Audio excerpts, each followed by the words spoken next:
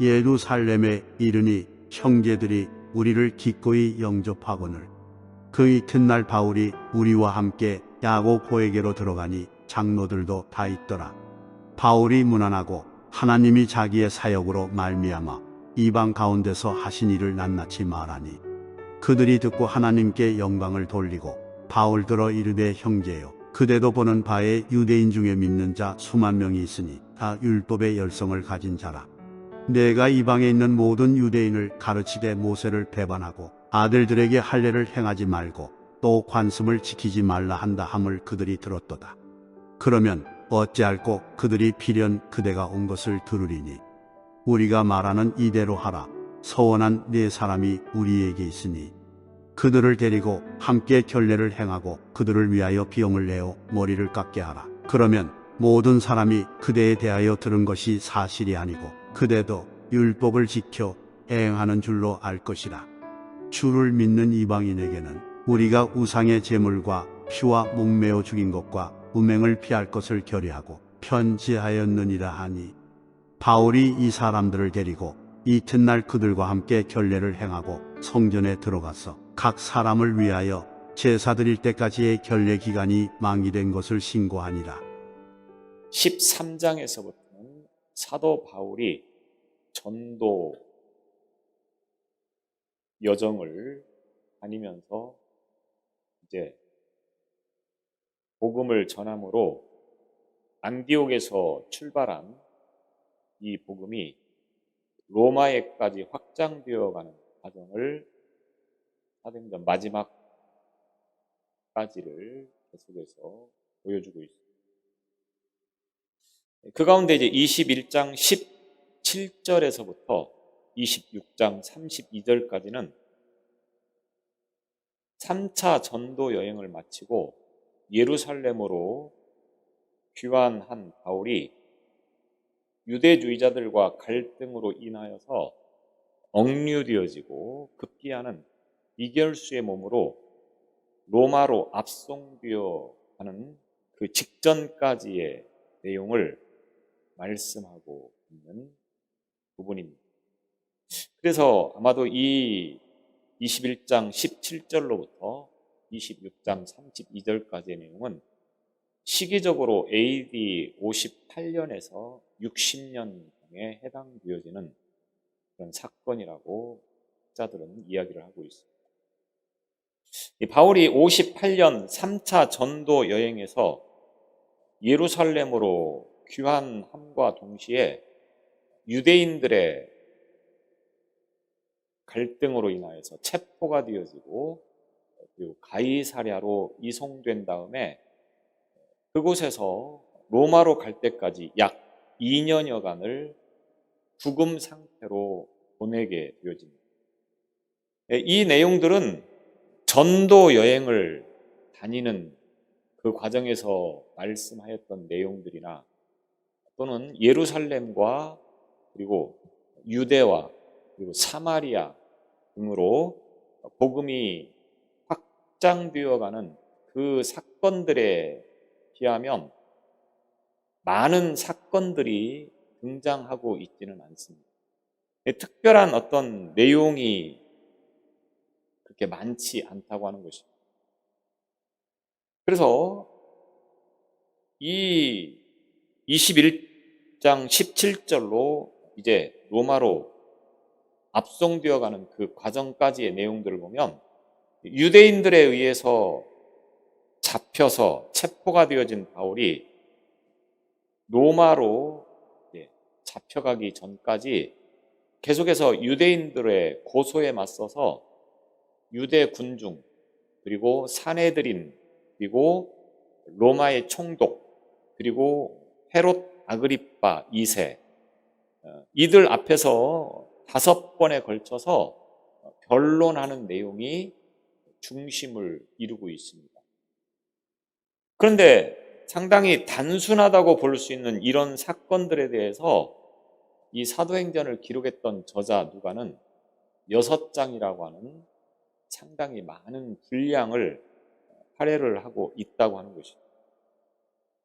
이것은 그동안 사도 바울의 사역을 단순히 매듭짓기 위한 부분이 아닌 그 이상의 중요한 의미가 있기 때문에 사도행전 전체 28장 가운데서 사실은 별 사건이 아닌 그런 내용들임에도 불구하고 이같이 많은 분량을 할애하고 있는 그 의도는 아마도 바울이 재판을 받는 그 과정에서 변론하는 그 내용들을 보면 주로 예수 그리스도를 이제 말하는 그런 내용들이 많이 있는데, 누가는 바로 이 그리스도를 변증하려고 하는 목적을 가지고 아마도 이 바울의 변론의 내용을 매우 많은 분량을 통하여서 기록을 해 놓은 것을 보게 되었습니다. 결국 복음을 말하고자 하는 것이 성경이기 때문에 이 성경 내용 속에서 바울이 자신을 변론하는 식으로 말을 하고 있지만 그 내용은 결국 예수 그리스도를 말하는 것이기 때문에 예수 그리스도께서 우리의 구원자가 되신다고 하는 것을 말하는 것이기 때문에 이 내용들을 상당히 많은 부분들을 할애해서 기록을 했다, 이렇게 이해를 할 수가 있다고 하는 것입니다. 먼저 17절의 시작은 예루살렘에 이르니 이렇게 시작을 하고 있습니다. 이 17절은 3차 전도 여행을 끝낸 이후에 이제 새로운 국면으로 접어드는 매우 중요한 하나의 전환점 같은 말씀이 이 17절에서부터 시작되어진다고 볼 수가 있겠습니다. 그래서 앞서 성령의 예고와 또 여러 차례에 걸쳐서 제자들이 만류를 했었던 것을 우리는 볼 수 있었습니다.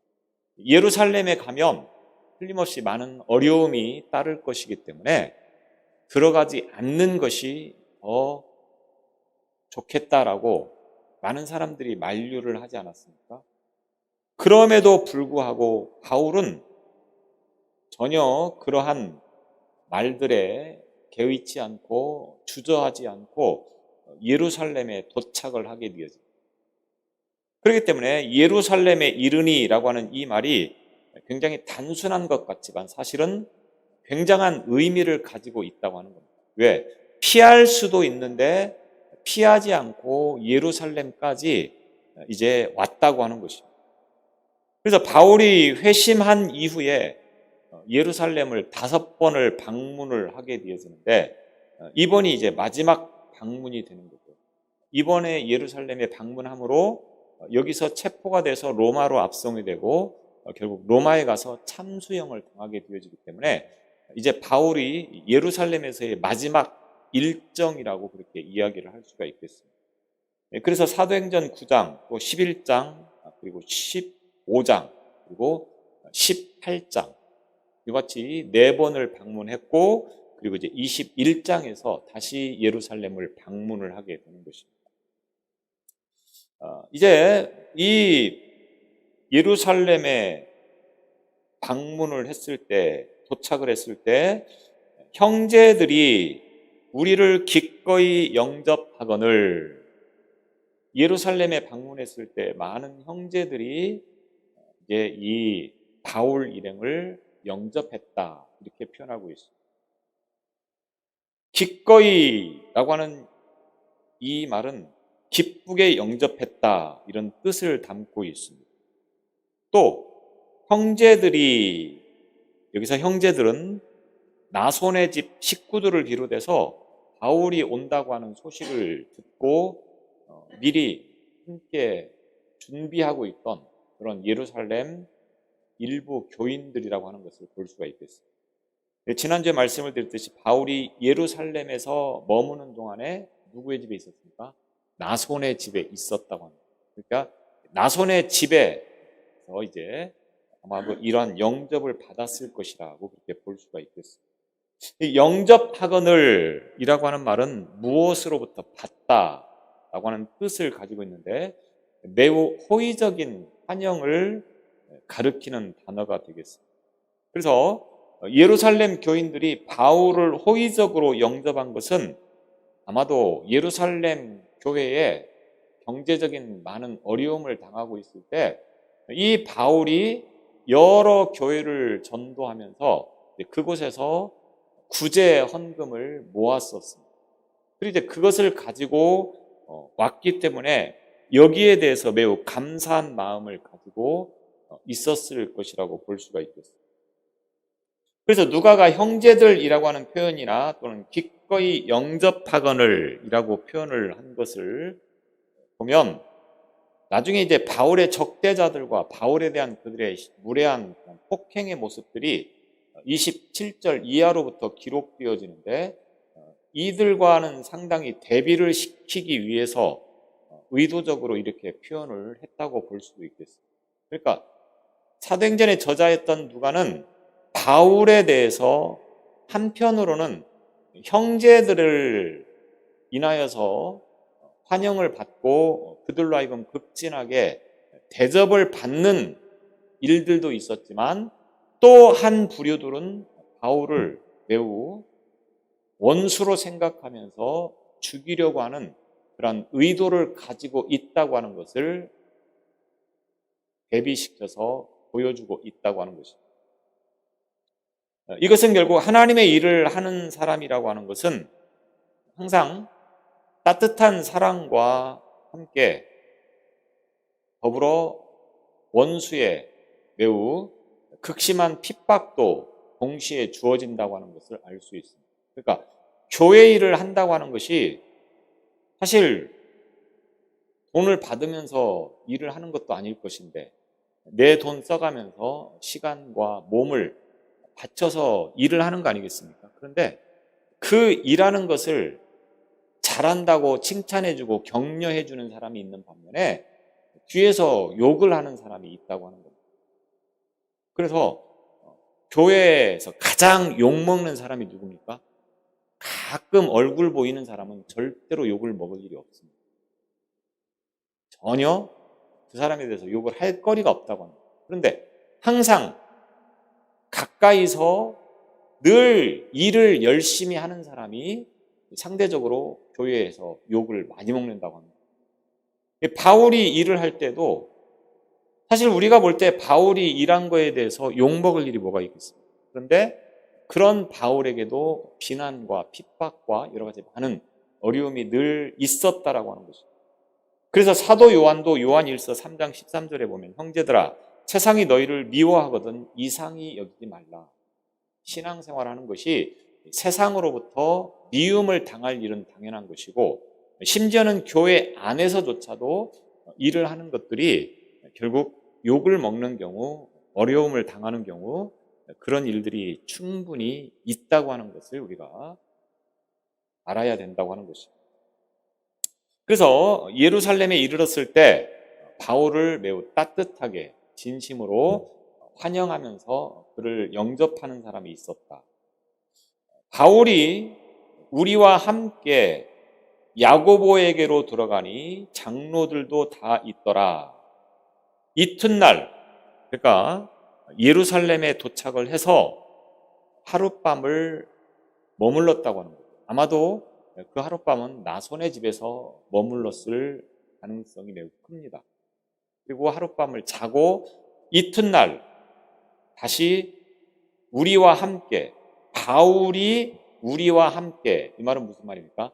사도 바울과 그리고 이 사도행전을 기록한 저자 누가를 포함한 지금 바울과 함께 하고 있는 그런 사람들을 의미하는 것이 되겠습니다. 이튿날이라고 하는 표현을 통하여서 저자 누가가 말하고 싶은 것은 바울은 지금까지 쉬지 않고 열심히 일을 했다고 하는 것을 오늘 이 순간까지도 하룻밤 자고 그리고 다시 다음 날 그의 사역을 계속 진행해 나가고 있다고 하는 것을 부각시키는 그런 표현으로 이와 같이 이제 표현한 것이라고 우리가 이해를 할 수도 있겠습니다. 아마도 바울은 이방 교회에 구제 헌금을 전달하고 그리고 3차 전도 여행을 다니면서 곳곳에서 있었던 여러 가지 성과들, 결과들을 이 예루살렘 교회에 찾아가서 보고를 하려고 했던 것 같습니다. 그런데 예루살렘 교회에 가보니까 거기에는 누가 있었습니까?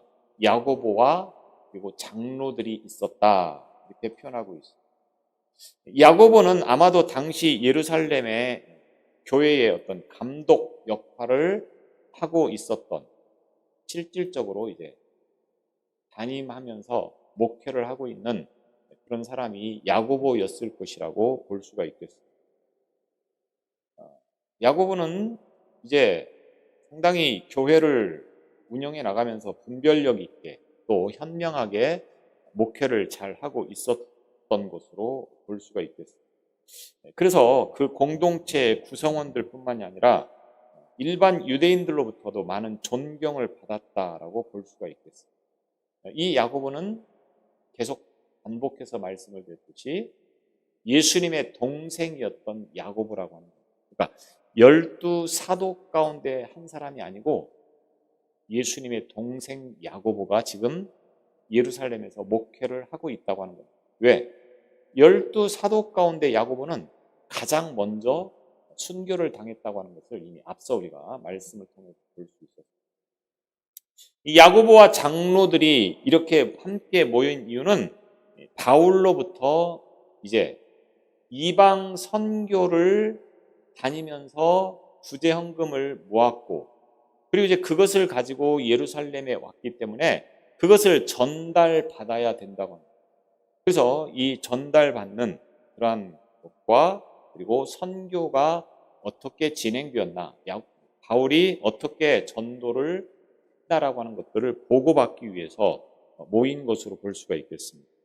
이 당시 예루살렘 교회는 유대인들의 사내들인 공회가 있었습니다.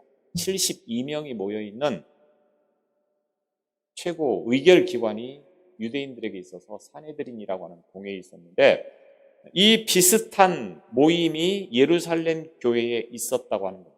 그래서 약 70여 명의 장로들이 이 예루살렘 교회에 이제 있었는데, 그 70인의 장로회가 구성이 되어 있었고, 그래서 이 장로회에서 공식적인 모든 일들을 결정하는 그런 의결기관과 같은 곳이 이 장로회가 되겠습니다.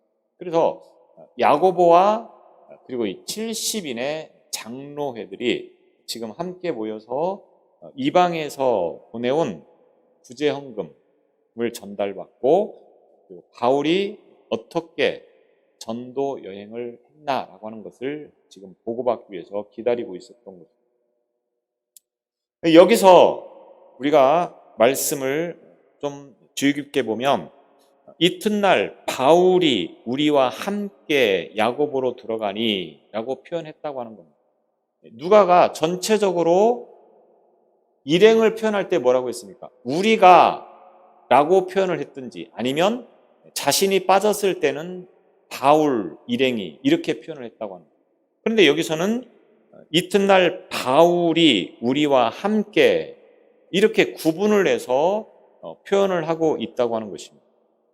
그리고 이후로 이제 27장 1절까지 우리라고 하는 단어를 쓰지 않습니다. 그러니까 저자가, 누가가 이 사도행전을 기록하면서 이후부터는 우리, 그러니까 자신이 포함되어진 일행을 표현하는 것이 아니고 바울을 주목시켜서 표현을 하고 있다, 이렇게 볼 수 있는 것입니다. 물론 이것이 바울의 어떤 일정에 함께 하고 있지 않기 때문에, 그러니까 누가와 그 일행들이 빠졌기 때문에 바울을 내세워서 표현을 했다고 하기보다는, 아마도 이제 이 사도행전을 마무리해 가면서, 그러니까 바울의 모든 전도의 여정을 마무리해 가면서 항상 주체가 됐던 바울을 부각시키기 위해서 의도적으로 일행의 어떤 그런 내용들을 뺀 것이라고 우리가 이해를 할 수가 있겠습니다. 왜냐하면 만약에 누가가 이 바울과 함께하지 않았다고 하면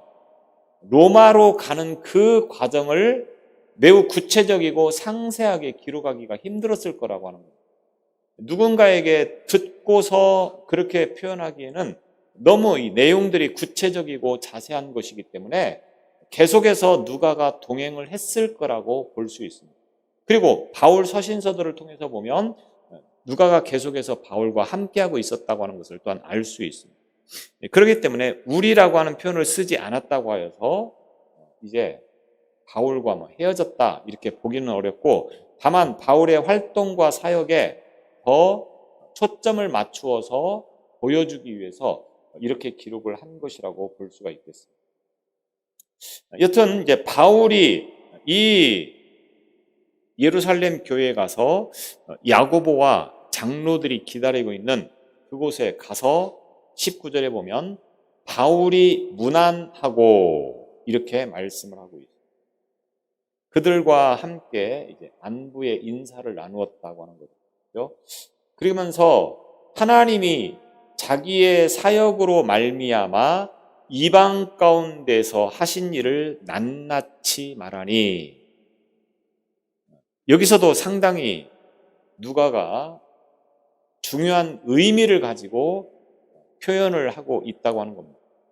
그냥 바울이 가서 문안하고 그리고 자기의 전도의 여정을 보고하고 내지는 말을 하고 이렇게 표현할 수도 있지 않았겠습니까? 그런데 19절에 보면 어떻게 표현하고 있습니까? 하나님이 자기의 사역으로 말미암아, 이 표현을 통해서 결국 주체가 누가 됩니까? 주체가 하나님이 되는 겁니다.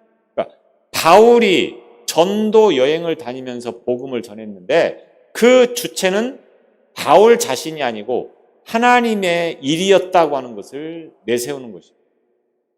그래서 하나님의 일을 자기가 사역으로 감당하고 있었다, 이렇게 지금 표현을 하면서 이야기를 하고 있는 것입니다. 여기서 말하니라고 말하는 이것은 이야기로 묘사하다 또는 자세히 설명하다라고 하는 뜻을 가지고 있습니다. 그러니까 우리 번역으로만 보면 말하니 그냥 단순히 생각나는 대로 말을 했다 정도로 이해를 할 수가 있겠는데, 그런 의미가 아니고 원어에서 보면 이 말하니라고 하는 단어를 매우 구체적이고 자세하게 설명할 때 쓰는 단어를 쓰고 있다고 하는 것입니다. 그러니까 바울이 지금 야고보와 장로들에게 자신의 전도의 여정을 매우 구체적이고 자세하게 설명을 하면서 상당히 오랜 시간에 걸쳐서 이제 보고를 이야기를 하고 있음을 이야기를 하고 있는 것입니다. 그래서 이 말을 이제 덧붙여서 설명해주는 표현이 앞에 붙어 있죠. 낱낱이 말하니, 이렇게 표현하고 있다고 하는 겁니다. 낱낱이라고 하는 표현을 통해서 자신이 전도의 여행을 다니면서 있었던 그러한 일들을 매우 구체적이고 자세하게 말하고 있다고 하는 것을 표현해주고 있습니다. 그러면서 이제 자신의 어떤 선교의 모든 것들이 하나님께서 주체가 되셔서 하나님의 그 명령에 자신은 순종을 해서 그 일을 진행하고 감당했을 뿐이라 하는 의도로 이제 이와 같이 표현을 하고 있는 것을 보게 되었습니다. 이방 선교가 하나님의 기쁘신 뜻이라고 하는 것을 아울러 강조하고 있는 의미도 지니겠습니다. 예루살렘 공의회에서 이방인에 대한 선교가 하나님의 뜻이라고 하는 것을 사도행전 15장을 통해서 결의한 바가 있습니다. 그것으로 당시 유대인 출신 그리스도인들 가운데 이방인 선교에 대해서 상당히 탐탁치 않게 생각하는 사람들이 많이 있었습니다. 분위기가 그랬다고 하는 겁니다. 그들이 비록 예수를 믿어서 구원받은 하나님의 백성이 되었다고는 하지만 여전히 그들에게는 우월의식, 뭡니까? 유대인이라고 하는 우월의식을 가지고 있었다고 하는 겁니다. 그러니까 유대인만 하나님의 백성이고 구원받을 수 있다고 하는 것을 어릴 적부터 계속 교육을 받아왔고 그렇게 생각을 하고 있었기 때문에 예수를 믿고 구원을 받은 그 상황에서도 다른 이방 사람들이 구원을 받는다, 또 하나님의 백성이 된다, 하나님의 자녀가 된다, 이런 부분에 대해서는 상당히 꺼림직한 그런 생각을 가지고 있었던 사람이 많이 있었다라고 하는 것이죠. 그래서 바울이 전도하는 거에 대해서도 사실 그렇게 탐탁치 않게 여겼던 사람들이 많이 있었다고 하는 겁니다. 그런데 이제 3차 전도 여행의 과정을 통하여서 바울이 이방 선교를 한 것에 대해서 이제는 다시 그런 것들에 대해서 불만을 가지거나 그런 것들에 대해서 개의치 않는 그런 태도를 가져야 된다고 하는 의도를 가지고 이제 저자가 이방 가운데서 하신 일을 낱낱이 말하니 이렇게 표현을 하고 있다고 하는 겁니다. 여기서 이방 가운데서라고 하는 이 말은 사실은 이방 지역이 아니고 이방 사람이라고 그렇게 좀 더 구체적으로 표현을 하는 것이 옳다고 볼 수가 있겠습니다. 왜냐하면 이방인들 하나하나를 하나님의 자녀로 삼기 위해서 부르고 계시는 하나님의 그 뜻을 우리가 잘 알고 있습니다. 그래서 이방 전체를 향한 어떤 그런 뜻이기보다는 이방인들 가운데서도 하나님을, 예수님을 믿고자 하는 그런 자들을 부르셔서 그들을 하나님의 자녀로 삼으시는 하나님의 의도를 우리는 분명하게 알고 있어야 된다고 하는 것입니다. 그래서 이렇게 낱낱이 자신의 전도 여정을 3차 전도 여정을 낱낱이 고백하니까 어떻게 그들이 반응합니까? 20절에 보면 그들이 듣고 하나님께 영광을 돌리고 이렇게 말하고 있어요. 그들이 예루살렘 교회의 야고보와 장로회를 포함한 예루살렘 성도들이 되겠죠. 그들이 이제 바울의 활동에 대해서 듣고 그리고 하나님께 영광을 돌렸다 이렇게 표현하고 있어요. 그들이 하나님께 영광을 돌린 이유는 많은 이방인들이 복음을 받아들여서 하나님의 나라가 확장되었기 때문이라고 볼 수가 있겠습니다. 처음에는 이방인들이 구원받는 것에 대해서 탐탁치 않게 여겼을지 모르겠지만 그들이 말씀을 듣고 깨닫는 그 순간과 과정을 통해서 이방인들도 분명히 하나님의 백성이고 하나님의 구원받을 자격이 있는 자들이라고 하는 것을 알게 되었을 것이고, 그리고 이제 바울의 전도 소식을 들으면서 이제 이와 같은 것들에 대해서 상당히 그들이 호의적으로 바뀌었다라고 생각을 해볼 수가 있겠습니다. 그래서 바울이 복음의 그 전도를 잘 마치고 이제 온 것에 대해서 상당히 기쁘게 생각하면서 하나님께 영광을 돌렸다. 또 이방의 교회들이 예루살렘 교회를 위해서 상당히 많은 구제 헌금을 모아서 지금 가져왔습니다. 그래서 이방인 성도들이 넉넉해서 풍요로워서 구제 헌금을 한 것이 아니고 믿음으로 한 형제요 자매라고 하는 의식을 가지고, 우리가 형제가 어려움을 당할 때 어떡합니까? 형제이니까 도와주는 게 당연한 거 아니겠습니까? 그런 것처럼 이방 교회들이 예루살렘 교회가 굉장히 어렵다고 하는 소식을 듣고 자기들도 어려움이 있겠지만 그러나 조금이라도 그들에게 도움이 되기 위해서 구제 헌금을 했다고 하는 것. 그것은 상당히 그들의 믿음이 성숙해졌음을 표현하는 것. 그러니까 예루살렘 교회의 지금 지도자들이 그 이방인 교인들의 믿음이 성숙해진 것을 보면서 하나님께 영광을 돌렸다 이렇게 볼 수 있다고 하는 겁니다. 이러한 이유로 인하여서 야고보와 장로들이 하나님께 거듭 감사와 영광을 돌렸습니다. 여기서 야고보와 예루살렘 교회 장로들의 뛰어난 어떤 영적 지도력을 우리가 엿볼 수 있습니다. 비록 유대적인 배경을 가지고 있었지만, 그래서 유대인들만 하나님의 백성이고 구원받을 자격이 있다라고 생각을 하면서 출발을 했지만 지금 이 순간 어떻습니까? 이방인들이 구원받고 하나님의 자녀가 된 그 사실에 대해서 감사하고 하나님께 영광을 돌렸다고 하는 겁니다. 우리가 어떤 편견이나 선입견을 가지게 되어지면 상당히 그것을 깨기가 힘듭니다. 쉽지 않습니다.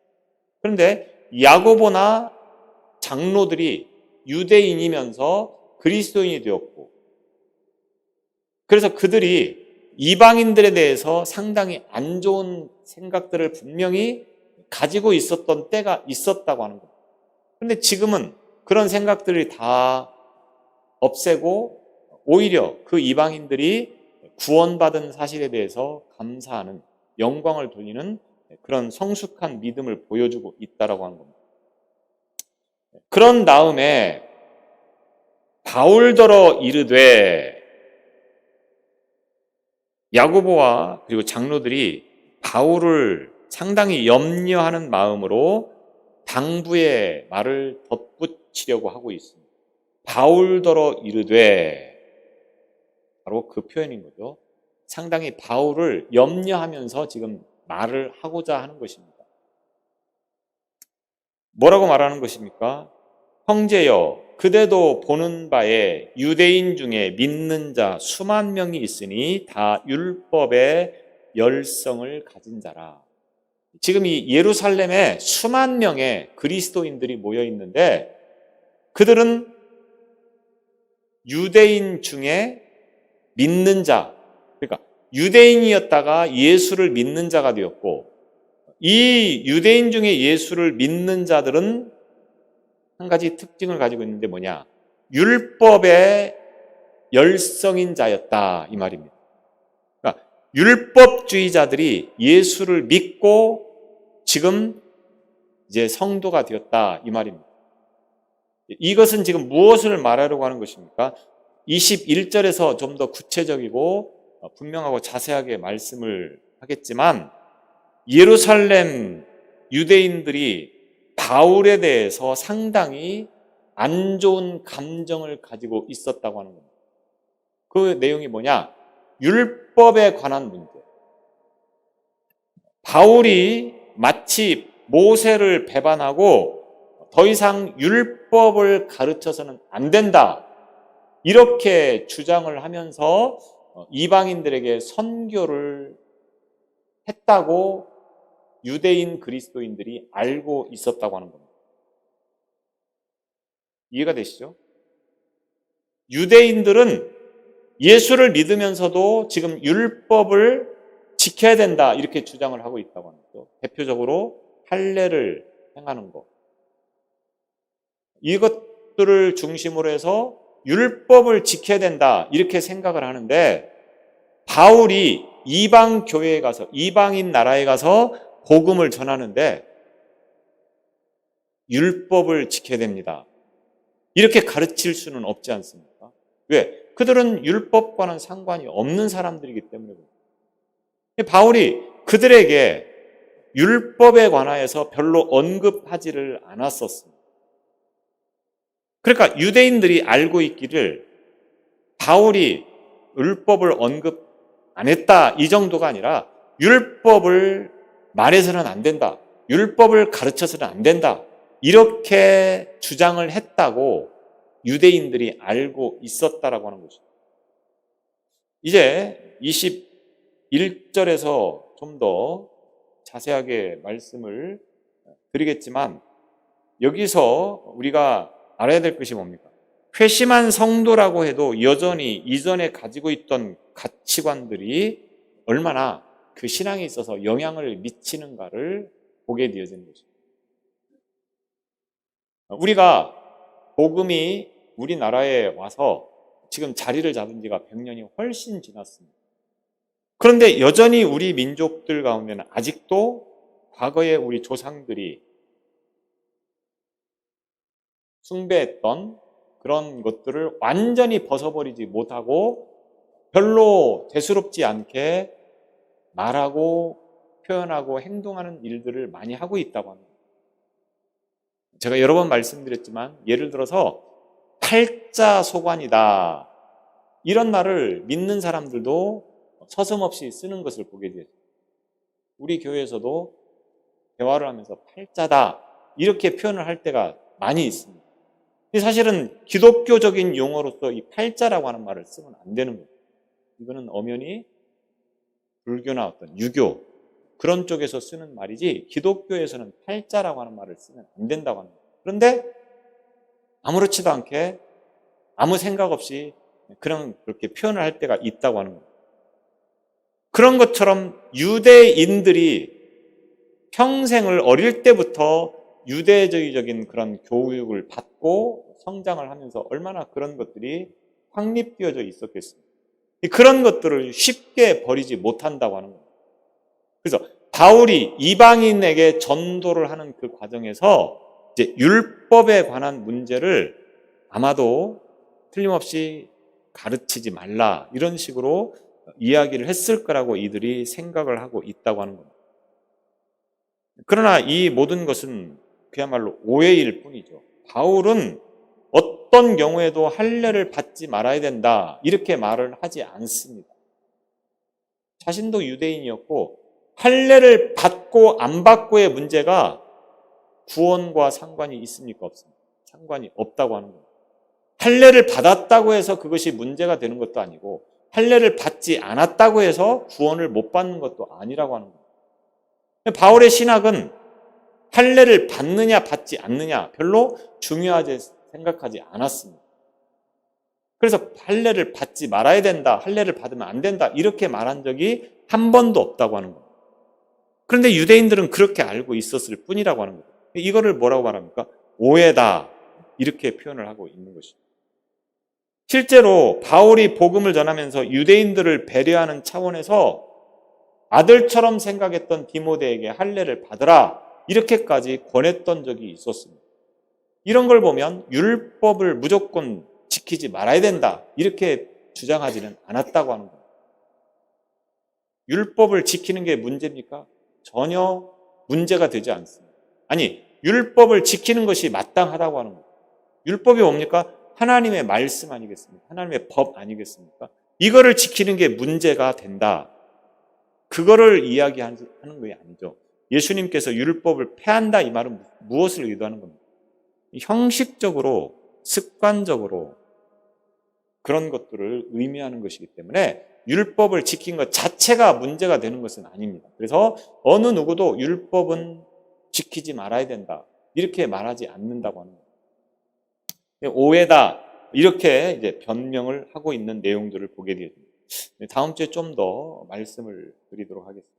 오늘 사도 바울이 이제 자신의 전도의 여정을 통하여서 있었던 수많은 일들을 이제 상세하게 보고하면서 그 내용을 통하여서 결국 예수 그리스도의 복음은 유대인에게 한정되어진 것이 아니고 전 세계 이방 모든 사람들에게까지도 복음이 전해져서 그들로 하여금 구원을 받게 하는 것이 이제 바울의 신앙이었고 또 이와 같은 일에 예루살렘 교회가 적극적으로 동참을 해서 그 일을 이룸으로 인하여서 오늘날 우리에게까지도 이 복음이 전달되어진 것을 보게 되었습니다. 우리가 이와 같은 것들을 기억하면서 우리의 복음이 내 자신 안에만 머무는 복음이 아니라 이것이 다른 믿지 않는 사람들에게까지도 전달되어질 수 있도록 우리가 맡은 사명을 잘 감당하는 저와 여러분의 신앙이 되시기를 바랍니다. 기도하겠습니다. 우리를 통하여 일하시기를 원하시는 하나님, 우리로 하여금 주어진 사명을 바르게 알게 하시고 그 사명을 잘 감당할 수 있도록 은혜를 더하여 주옵소서. 우리를 통하여서 더욱더 복음이 전파되어지게 하여 주시고 많은 영혼들이 구원받는 은혜가 넘치도록 인도하여 주옵소서. 이 사명을 감당하기에 부족함이 없도록 늘 큰 믿음과 은혜를 더해 주시기를 원하며 예수님 이름으로 기도드리옵나이다.